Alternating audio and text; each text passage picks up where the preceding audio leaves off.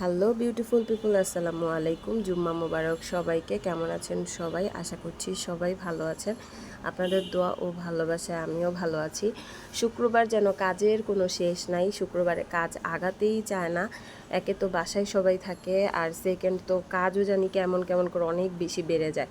যতই বলি যে না শুক্রবারে একটু কাজ কম করব বা এর আগের দিন এই কাজগুলো করে রাখবো, কিন্তু না, শুক্রবারে দেখা গেছে অনেক নতুন কাজও অ্যাড হয়ে যায়।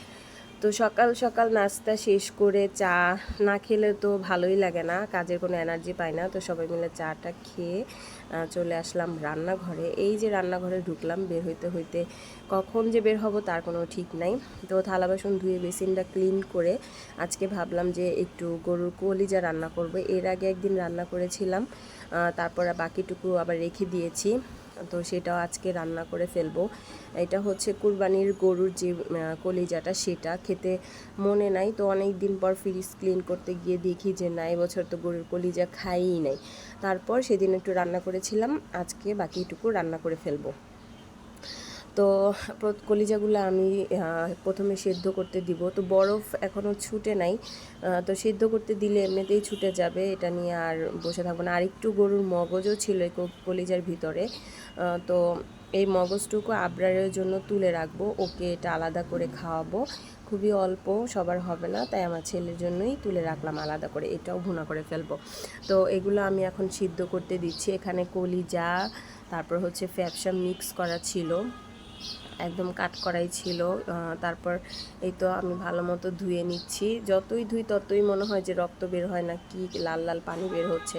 তো ভালো করে ধোয়ার পরে এই তো পানিটাও সাদা সাদা। তারপরে হচ্ছে একটু লবণ দিয়ে সেদ্ধ করে নিলাম। আমার সেদ্ধ হয়ে গেছে, দেখেন কত পরিমাণ ময়লা বের হয়েছে। এর মধ্যে একটা আলুও কেটে দিব, ছোট ছোট আলু। এই কলেজের সাথে খুব মজা লাগে খেতে। অনেকেই দেয় না, এমনিতেই ভুনা করে, আমি আবার একটু আলু দিই। আমার আলুটা খুবই পছন্দ মাংসের সাথে, কিন্তু এমনিতে নর্মালি তরকারির সাথে আলু আমি বেশি একটা পছন্দ করি না। শুধু সবজিটাই খাই, আমি আলু খাই না। এখানে পেঁয়াজ ভালো মতো ভেজে মাংসের যত মশলা আছে, আমরা আদা রসুন এলাচ দারচিনি তেজপাতা যা যা আছে সব দিয়ে কষিয়ে তারপর হচ্ছে একত্রে আমি আলু আর হচ্ছে কলিজাগুলো দিয়ে দিব। যেহেতু আগে থেকে একটু সেদ্ধ করা আছে তাই সমস্যা নাই। একসাথেই কষিয়ে তারপর পানি দিয়ে, পর্যাপ্ত পরিমাণে পানি দিয়ে নামিয়ে নিলেই হয়ে যাবে আমার কলিজা রান্না। রান্নাটা প্রায়ই শেষ। এই পর্যায়ে চুলার আঁচটা একদম কমিয়ে রাখবো, ঝোলটা আরেকটু টেনে গেলে নামিয়ে নেব।